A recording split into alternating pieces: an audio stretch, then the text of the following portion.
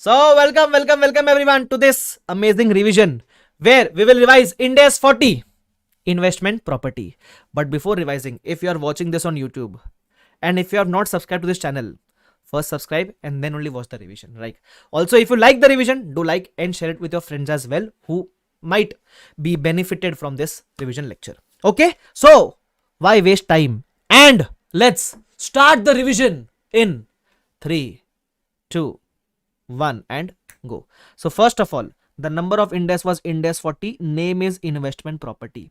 So when we will come under this Ind AS, whenever there is any investment property which is held for earning rentals or for capital appreciation or for both. So if either of the criteria satisfied, it will be treated as an investment property, either held to earn rentals or for capital appreciation or for both.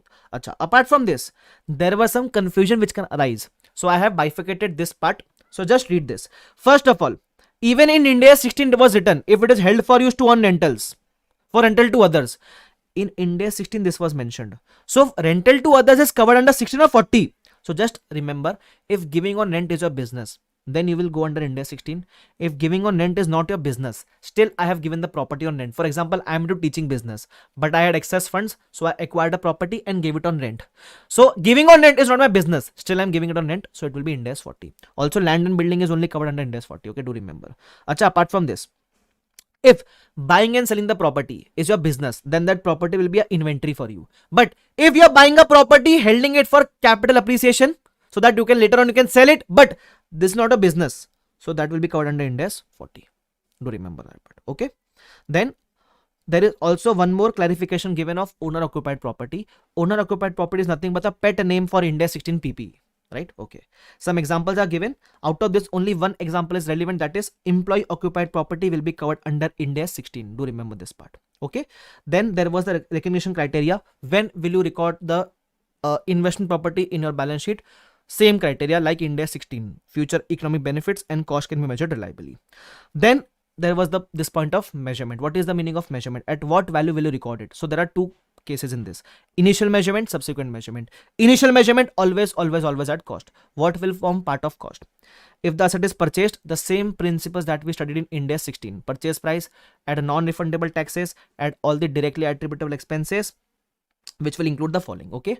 Also, if there is any deferred consideration, that means if you are promising to pay after 1 year and they are charging you some interest, that interest will not form part of your cost. You will record the asset at the day one cost. Okay, do remember that part. Okay, do you remember my chroma wala example which I gave in Ind AS 16? If I'm paying for the MacBook on day one, I will have to pay 2 lakhs. If I pay after 1 year, I will have to pay 2.2 lakhs. So that extra 20,000 is interest. That will not be capitalized unless and until it is borrowing cost as per Ind AS 23. That will be studied later on. Otherwise, that interest will not be capitalized. We will record the asset at 2 lakhs only. Same point is here as well. Acha, what if we acquire the investment property by way of exchange? That is same like Ind AS 16. For outgoing asset, we recorded carrying amount. For incoming asset, we have three preferences. First preference is fair value of asset given up plus cash paid if any. Second preference is fair value of asset acquired. And third preference is carrying amount of asset given up plus cash paid if any. If the transaction lacks commercial substance, then there is only one preference, that is carrying amount of asset given up plus cash paid if any. Of course, I am rewinding these points quickly because these are same like Ind AS 16. Okay, sir. What if the investment property is held by lessee as a right to use? That measurement will be done as per Ind AS 116 leases. Leave that point. Okay, done, sir. What about subsequent measurement, sir? So here is the interesting point. It is different from 16 and 38. Yes, in subsequent measurement also we have only one model, that is cost model. Fair value is only found out for disclosure purpose. Okay. So if anyone will ask you whether fair value is to be computed, you will say the answer is yes. Why? But only for disclosure purpose. Acha, one more thing. What if the fair value is not available? So you will have to state the fact along with reason. What is the meaning of fact along with reason? It means that you will have to state this fact that fair value cannot be computed along with the reason why it cannot be computed. Simple. Clear? Okay, sir. Then subsequent cost incurred. If you are incurring any subsequent cost in the nature of servicing or repairs and maintenance, then it will transfer to profit and loss. But if you are replacing any part, then you will add the new value of the new part and the old carrying amount of that part will be recognized. It is just like component accounting. In Ind AS, do you remember we used to do this? If you are replacing any engine, so we used to add the new value of new cost of the engine and replace the deduct the old value of the engine, old carrying out of the engine. Same thing. If you are replacing, let's say in a building or replacing any wall, so the new cost of the new wall will be added and the old carrying amount of that old wall will be de-recognized. Okay, one clarification also given that if you have an investment property, it will also be depreciated except in case of land. So if a IP is a building, you will depreciate. If IP is a land, you will not depreciate. Simple. Then the next point, property held for more than one purpose. What is the meaning of this? You are having a big property, some portion of it you are using it, some portion of it are renting it. Example, you have a 10-floor building, 7 floors you are using it, 3 floors you are renting it. So can the floors be sold separately? Of course, yes. Floors are saleable separately. So if these two parts can be sold separately, you can account for both these parts separately. The portion you are using, you will show as PP. The portion you are renting, you will show as IP. But what if the two parts cannot be sold separately? Example, I have a single flat. Some portion of the flat I'm using, some portion of the flat I'm renting. Now a single flat cannot be sold separately. Right? So in that case, don't check the majority. Don't check the majority. Here you will check whether the use portion is significant or not. So the portion you are using, whether you feel this is significant or not. Significant does not mean majority. Significant means material. Whether your usage is significant. So I can say in my case 30% is significant for me. 30% space in a flat is significant, right? So if the use portion is significant, then the full property will be classified as PP. But if you feel the use portion is not significant, then the full property will be IP. So what is the definition of significant? It is a matter of judgment. Some portion might be significant for you, but not for me, and vice versa, right? Okay. Next point, ancillary services provided to occupants of property. What is the meaning of this? Along with the property, you are also giving some additional services. So if those services are insignificant, for example, you gave a property, along with the property, you gave security services, only one single service. That means only one single service along with such a big property, such service can be treated as insignificant. So in that case, you will treat the property given on rent as IP only. But what if you are giving the property also, along with that you are giving all the services, cooking, security, reception, housekeeping, and all services you are only providing. So hotel also you are providing to tenant, and the services also you are providing to the tenant. So in that case, we will treat the ancillary services given as significant. So it is as good as you yourself are running the hotel, right? So you will treat the property as PPE and not IP, right? Do remember that part. Again, here, which services are significant, insignificant, it is a matter of judgment. Okay. Next point, property leased to other group members. Now, what is the meaning of this? Let's assume parent gave a property on rent to subsidiary. So, parent prepares two types of financials, SFS and CFS. So, from parent's individual point of view, this property will be treated as IP. But from CFS point of view, parent gave the property on rent to subsidiary and subsidiary is using it. So, from CFS point of view, the property is being used within the group. So, for CFS point of view, this property will be treated as PPE only. Okay, this is given here.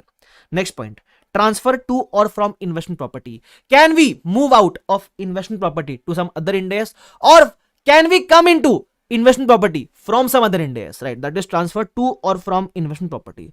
So such transfer is allowed within. From 16 we can come to 40, from 40 we can go to 16, from 40 we can go to 2, from 2 we can come to 40. But when will this transfer happen? Only when there is evidence of change in use. Okay, if there is only a change in management intention, if the management is thinking that we will stop using and start renting, but there is no evidence, only management is thinking as of now. So thinking is not sufficient. Only intention is not sufficient. There should be evidence. How do we provide the evidence? If previously you were using it and now you want to rent it, so you will stop using it, right? And you will try to find the tenant. You are actively finding the tenant for renting it. This is evidence of change in use. Then you can classify from 16 to 40. Okay, do remember. So such transfer is allowed. First point. Second point, transfer will happen only when there is evidence of change in use. Third point, only change in intention is not providing any evidence of change in use. Okay. The fourth point, when you are transferring from one Ind AS to another Ind AS, at what value will the transfer happen? So the old carrying amount of the previous Ind AS will become the cost of the new Ind AS. Let's say, for example, I had a PP of 10 lakhs. I used it for 3 years. Now the latest carrying amount is 7 lakhs. On this date, I decided to rent out the property. So this 7 lakhs will become the cost for IP when the transfer happens. Simple. Okay. Now, last point is derecognition. What is the meaning of derecognition? It means moving the asset out of your balance sheet. It happens when you sell the asset or the life is over. If you are selling it, you might arrive at some gain loss. It will be transferred to profit and loss. Simple. One summary is given. You can refer it on your own once you have read the full FR. Okay. So this was the revision of concepts of Ind AS 40. Okay. Perfect. So now we will revise all the questions of Ind AS 40. We have done the concepts. Now it's time to revise all the important questions. So in this revision, I will also tell you the important questions, right? And also we will revise those questions, because Out of Ind AS 40, only few questions are there which are very tricky or important. Rest are basic questions, so you will be able to tackle them even without doing it for the next time, right? So now let's start revising. The first important question which we should revise is illustration number 9. Now let me give you a gist of what this illustration had to talk about. So ideally this question is based on the concept of transfer from investment property to another Ind AS. Do you remember we can transfer from Ind AS 40 to another Ind AS, or from another Ind AS we can come to Ind AS 40? Same is the case here. So ideally we had a land, right, which we purchased on 1st April 11. We used it till 30th September. Because it is a land, it is non-depreciable. So till 30th September, it was shown at 2 CR only. Now from the next day, we started to began to convert the property into 10 separate flats, which is intended to sell in ordinary course of business. Ordinary course of business means you are going to sell it and it is going to be a nature of business. That means from Ind AS 40, you will go to Ind AS 2. Now let's clarify this thing. When you are going from Ind AS 40 to another Ind AS, when do we do that? When there is evidence of change in use. There was evidence on 1st October. At what value will we go from Ind AS 40 to Ind AS 2? We will go at the cost of 2 CR. The carrying amount of Ind AS 2 will become the carrying amount of Ind AS 40 will become the cost of Ind AS 2. Simple, right? So I showed it. On first day we have a land also, then land is not depreciated. So after 4 years also it will be at the same carrying amount, and the day of transfer also it will be at the same carrying amount. Now once it is gone into Ind AS 2, now the provisions of Ind AS 2 are applicable. So what we did was 1st October the inventory's cost was 2 CR. Then we also incurred some construction cost because we wanted to convert the land into some flats. So we incurred a construction cost of 60 lakhs. So now total cost of inventory is 2.6 CR on year end. The question says it is still in WIP stage. It is not yet ready. So you will have to measure the inventory at cost or NRV, whichever is lower. Cost is 2.6 CR. The information of NRV is given below. They are saying each flat you will sell for 50 lakhs. You have total 10 flats, right?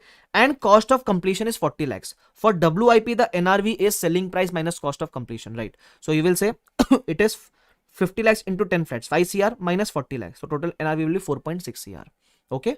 So now 2.6 or 4.6, whichever is lower. So you will value at 2.6 CR. Done. This was illustration number 9. Now let's move on towards illustration number 10. Again, a very simple question. What are they basically asking is we had two buildings, building A, building E, building B. So we want to show the balance sheet extract of this. So the information was given that the building A was investment property. Information of purchase was given. We purchased now the important point here is they are saying we want the information, we want the values as on 31st March 20. But how the information is given, that is important. It is saying that we have a building A, life 20 years, out of which 5 years have expired as on 1st April 19. That means the life expired is 5 years, but this expiry is till 1st April 19. We want the life expired till 31st March 20. So if your happy birthday on 1st April 1st April 19, you have become 5 years old.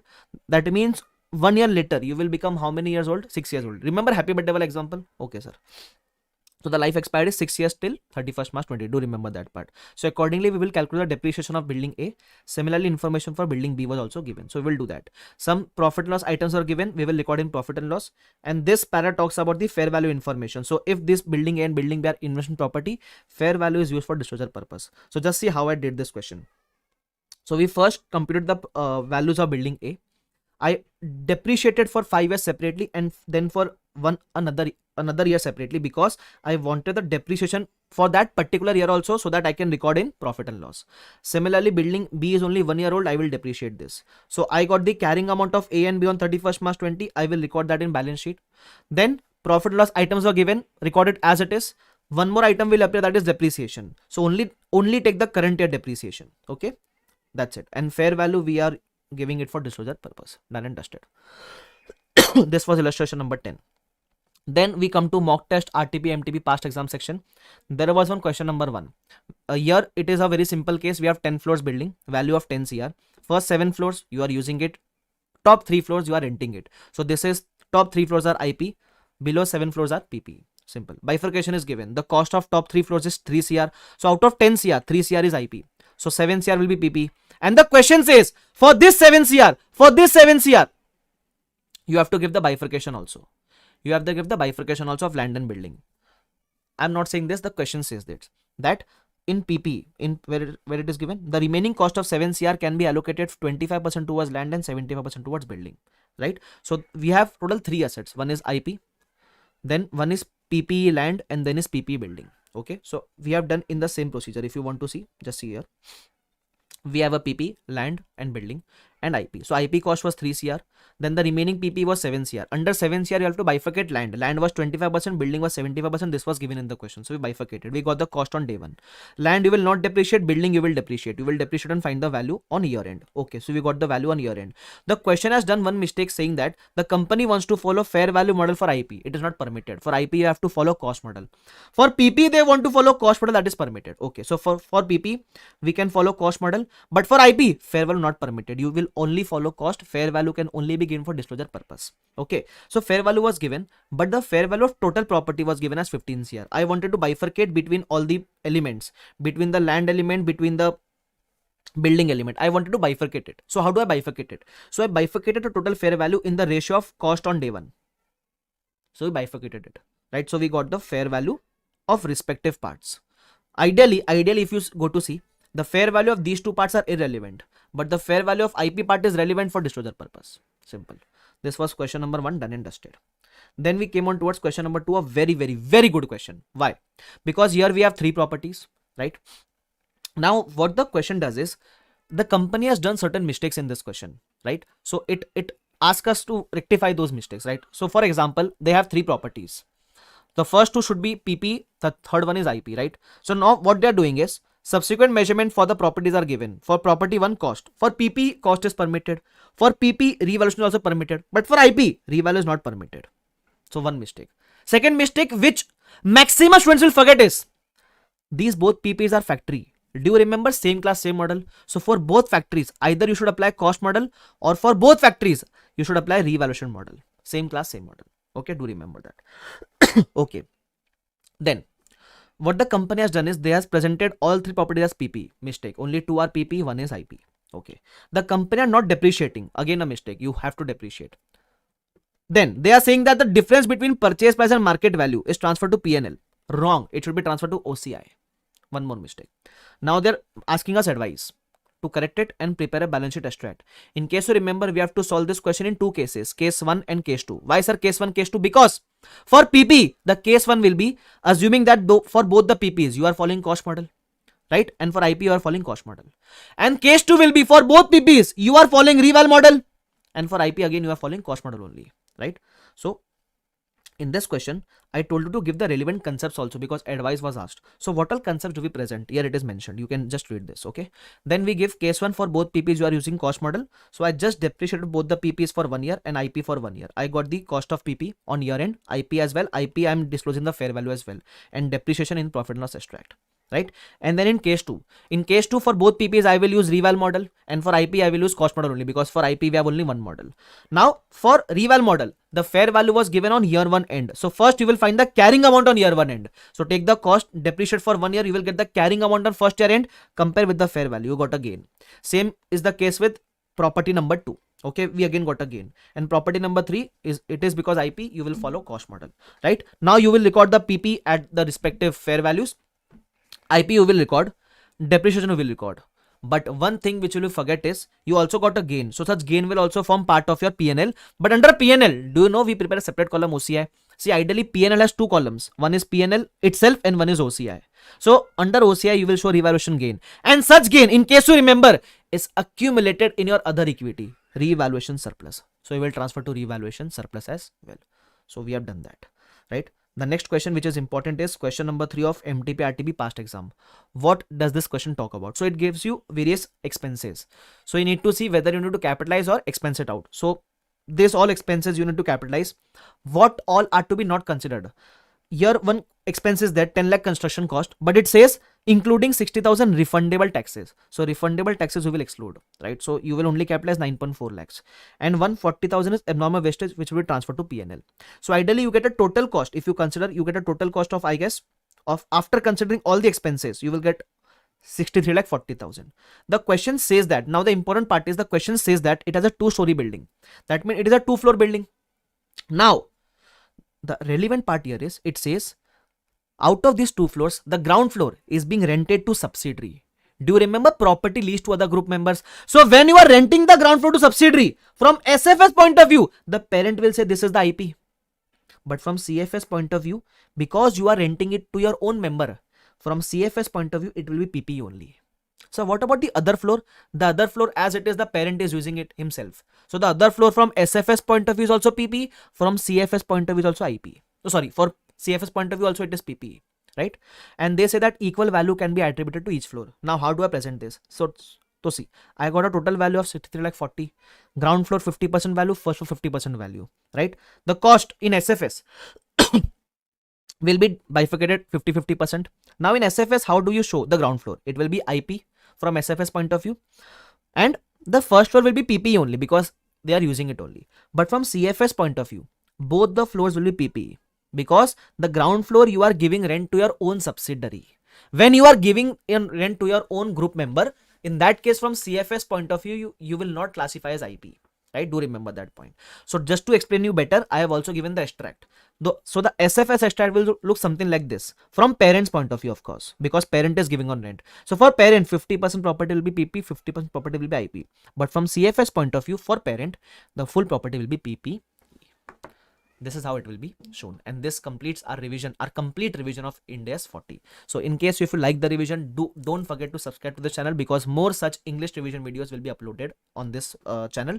Also, if you want these board notes which where I have written the solution, I will upload on my Telegram. On my Telegram, you can join and scroll to the file section. You will find this board notes. Okay. So I hope you like it. Do share it with your friends. Thank you so much. Bye bye everyone. Take care. See you all. Bye bye.